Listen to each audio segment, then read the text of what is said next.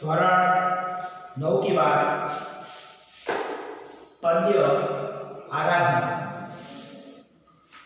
इसी कविता का रचयिता बसंत बापट नामक कवि है, जो गुजरात के नहीं थे, वो महाराष्ट्र के कवि हैं। और उन्होंने हिंदी में ये कविता की रचना आराधना की रचना की। गुजराती के कवि लेखक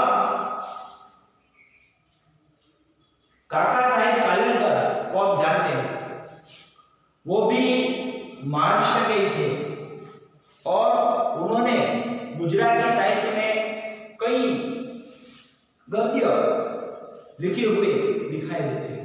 वो भी सतारा जिले के थे। उसी प्रकार ये कवि भी बसंत बापट भी उसी सतारा जिले के रहवासी हैं और उन्होंने आराधना नामक कविता की रचना की।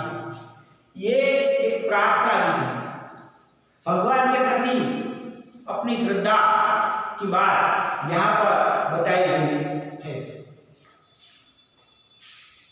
महाराष्ट्र सतारा जिले का कराड गांव में जन्म, इसी कवि का जन्म यहाँ पर हुआ। राष्ट्रभक्ति समाज जागरण का कार्य उन्होंने किया है। उसकी पंक्तियों में देश प्रेम की भावना, समाज का जो विवाह परंपरा सही नहीं है, आज के समय में उसकी आवश्यकता नहीं है, तो उसे बदलना चाहिए। इसी प्रकार समाज जागरण की बात भी उन्होंने कही है। समय के साथ सब कुछ बदल जाता है और समय के साथ इंसान को चलना पड़ता है।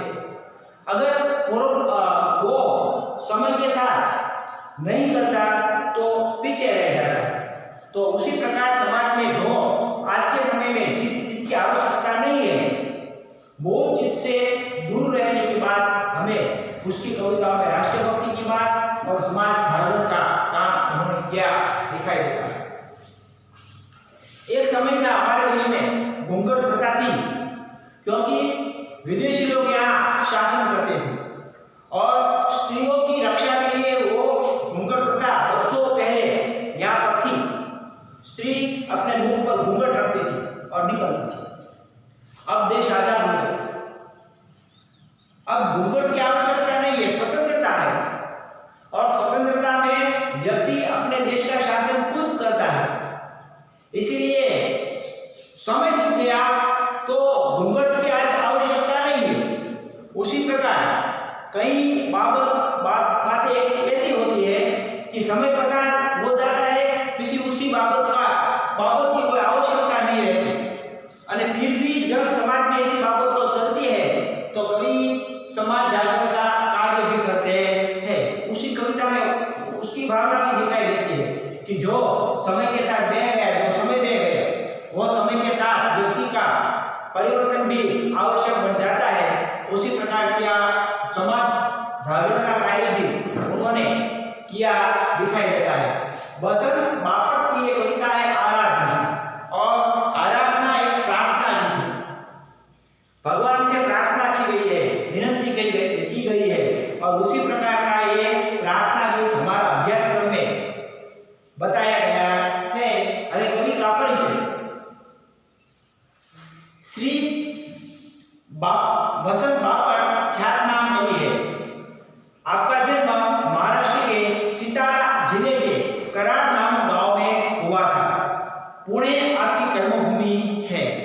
उन्होंने अपना अधिक समय पुणे में व्यतीत किया है। युवानी कार्य सब उन्होंने उसी शहर में पसार किया है।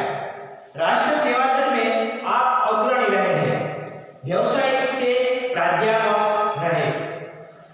आपके कार्यों में राष्ट्रभक्ति, समाज जागरण एवं मानवीय संवेदनाएं व्यक्त हुई है। सेतु, बिजली, सकीना, अकरारी, ग्यारहवीं दिशा, तेजी आपकी रचनाएं हैं। प्रस्तुत प्रार्थना में सत्यम, शिवम, सुंदरम की भावना के साथ दीन दुखियों की रक्षा करना, मानवता की उपासना करना, भेदभावों को दूर करना, भेदभाव से मुक्त होकर विश्व बंधुत्व की स्थापना करना जैसे वैश्विक मूल्यों को हस्तांतरण करने की प्रेरणा देने वाली यह प्रार्थना मराठी से अनुदित है। ये प्रार्थना मराठी में उसकी भाषा है, मातृभाषा महाराष्ट्र के थे, इसलिए उन्होंने मराठी भाषा में इस कविता को देखी और उसी में से हिंदी में रूपांतर करके अनुवादित करके हिंदी भाषा में उसकी रचना की है। इसलिए प्रार्थना गीत है जो मराठी में था और उसका अनुवादित करके हिंदी में उसका रूपांतर किया गया है। और कविता प्रार्थना गीत है। देह मंदिर चित्त मंदिर एक ही है प्रार्थना, सत्य सुंदर मांगल्य की नित्य हो आराधना, दुखियारों का दुख जाए हे यही मन कामना, वेदना को परख पाने जगाए संवेदना, दुर्बलों के रक्षणार्थ पौरुष की साधना, देव मंदिर चित्त मंदिर एक ही है प्रार्थना, जीवन में नव तेज हो अंतरंग में भावना, सुंदरता की आस हो मानवता की हो उपासना, शौर्य पावे धैर्य पावे यही है अभ्यर्थना, देह मंदिर चित्त मंदिर एक ही है प्रार्थना, सत्य सुंदर मांगल्य की नित्य हो आराधना, भेद सभी अस्त होवे वैर और वासना, मानवों की एकता की पूर्ण हो कल्पना, मुक्त चाहे एक ही बंधुता की कामना, देह मंदिर चित्त मंदिर एक ही है प्रार्थना, सत्य सुंदर मांगल्य की नित्य हो उपास आराधना। આ પ્રમાણે આખી કવિતા માં एक भक्ति भावना की बात हमें बताई गई है। सबसे पहली पंक्ति, तो पंक्ति में सबसे पहली पंक्ति में कहा गया है देह मंदिर चित्त मंदिर एक ही है प्रार्थना। देह का अर्थ होता है शरीर, चित्त का अर्थ होता है अपना मन, शरीर और मन जिसका स्वस्थ होता है वो जिस कार्य करता है, जो भी कार्य करता है वो कार्य में सफलता को प्राप्त हो जाता है, सफलता को प्राप्त करता है। देह मंदिर, ये शरीर है, शरीर भी मंदिर है। ईश्वर का सब कार्य करने के लिए ईश्वर ने दिया हुआ देह, मानव देह हमें मिला है, तो वो भी ईश्वर का दिया हुआ है, भगवान का दिया हुआ है, इसलिए देह भी मंदिर है। देह मंदिर चित्त मंदिर, चित्त का अर्थ होता है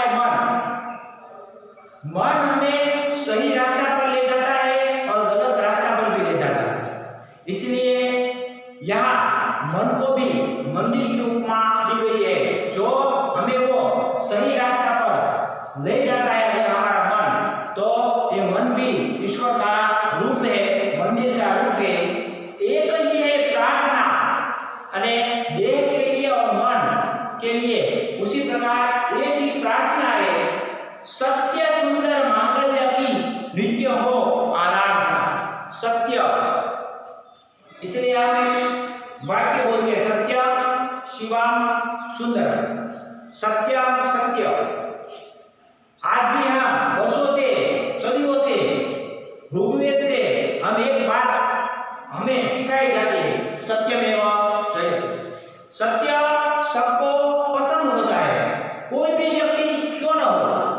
सत्य से वो दूर जाने का प्रयत्न करता है, लेकिन उसका हृदय, आंतरिक मन उसे बार बार सत्य की ओर ले जाता है, सत्य की ओर ले जाता है। इसलिए वो जानते हुए भी कभी कभी उसका मन, उसका चित्त उसे गलत रास्ते पर ले जाता है। फिर भी यहाँ ये बताया गया है कि देह भी मंदिर है, चित्त मन भी हमारा मंदिर है। एक लिए प्रार्थना और सब व्यक्ति में मन और देह सत्य का आश्रित हो, सत्य की ओर, सत्य की उपासना की ओर जाए। सुंदर ये जगत है, जगत में हर एक लोग में कोई ना कोई कमी होती है, हर एक व्यक्ति में कोई ना कोई सद्गुण होता है। यहाँ सुंदर का अर्थ यही होता है कि व्यक्ति में जो सद्गुण होता है वही सद्गुण, वही सुंदरता हमें अपने जीवन में रखनी चाहिए। उसके दुर्गुण को दुर्गुण से दूर रहना चाहिए, लेकिन जो उसमें सच्ची बात है, सुंदर बात है, वो बातों को हमें अपने जीवन में उतारनी चाहिए। ये कहना का उद्देश्य सत्य सुंदर मांगल्य। हर एक व्यक्ति इसी धरती पर जो आता है वो सब व्यक्ति का शुभ मंगल हो, हर एक का कल्याण हो, हर एक के जीवन में उन्नति हो, यही मंगल कामना हमें करनी चाहिए। मानव बनकर धरती पर आए हैं तो उसी प्रकार सत्य, सुंदरता और मांगल्य की नित्य हो आराधना, उसी प्रकार का हमें जीवन व्यतीत करना चाहिए, ताकि हमारी भी उन्नति हो, सामने वाले व्यक्ति की भी उन्नति हो। कोई किसी से बैर न करे। ईर्ष्या देश से व्यक्ति का विनाश होता है, सामने वाले व्यक्ति का भी विनाश होता है। इसीलिए सत्य, सुंदर, मांगल्य की नित्य हो आराधना। हर एक व्यक्ति उसी सत्य की ओर आकर्षित हो, सुंदरता की ओर। सुंदरता यानी जो व्यक्ति में सुंदर गुण है वो हर एक व्यक्ति के जीवन में आए। उसी प्रकार उसमें जो अच्छी बातें हैं वही बातें हमें अपने जीवन में लानी चाहिए। ये बात बताई गई। मांगल्य, हर एक व्यक्ति का कल्याण हो, हर एक व्यक्ति का शुभ हो, उसी बात को भी हमें सोचनी चाहिए। इसलिए पहली दो पंक्ति में देह और मन को भगवान का रूप बनाया गया, बताया गया, मंदिर बताया गया, और उसी में सत्य, सुंदरता और मांगल्य की हमें उपासना करनी चाहिए। उसी प्रकार भगवान से ये प्रार्थना की गई है। देह मंदिर गीत मंदिर एक ही है प्रार्थना, सत्य सुंदर मांगल्य की नित्य हो आराधना। सत्य की ओर हम सब सत्य की ओर आगे बढ़े, सुंदरता की ओर आगे बढ़े और सबका मंगल हो, उसी मंगलता की ओर आगे बढ़े। यही बात इसी प्रार्थना की दो पंक्ति में बताई गई है। इसलिए संस्कृत में भी एक श्लोक है, उसमें बताया गया है कि